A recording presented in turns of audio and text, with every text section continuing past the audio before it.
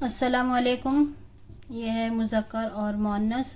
اردو میں مذکر اور مؤنث کی بھی خاصی اہمیت ہے۔ تذکیر اس اسم کو کہتے ہیں جس کو عام طور پر نر کہا جاتا ہے۔ اسی طرح ہر وہ اسم جو مادہ ہے اسے مؤنث تانیث کہتے ہیں۔ طلبہ کے لیے ذیل میں مذکر اور مؤنث کی چند مثالیں ہیں۔ تو یہ مذکر مؤنث یہ مذکر مؤنث۔ تو ابا کا مؤنث ہوگا اماں، اسی طرح والد کا والدہ، باپ کا مؤنث ہوگا ماں، استاد کا استانی، شوہر کا مذکر بیوی، شاعر کا شاعرہ۔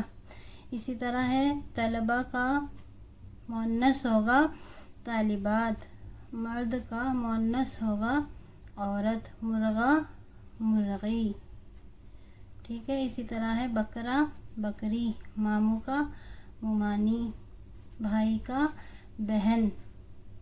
اسی طرح ہے دولہا جو ہے مذکر ہے اور دلہن مؤنث ہے۔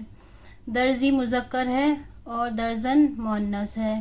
ناگ مذکر ہے اور ناگن اس کا مؤنث ہے۔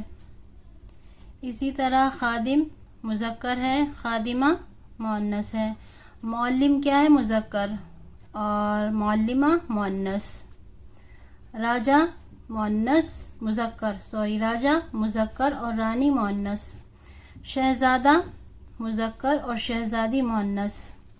دادا مذکر اور دادی مؤنث۔ اسی طرح نانا مذکر، نانی مؤنث۔ خالو مذکر، خالہ مؤنث۔ گھوڑا گھوڑی۔ بیٹا کیا ہے؟ مذکر اور مؤنث ہوگا بیٹی۔ اسی طرح لڑکا مذکر ہے اور لڑکی مؤنث ہے۔ سید سیدہ۔ دیور مذکر ہے اور دیورانی مؤنث ہے۔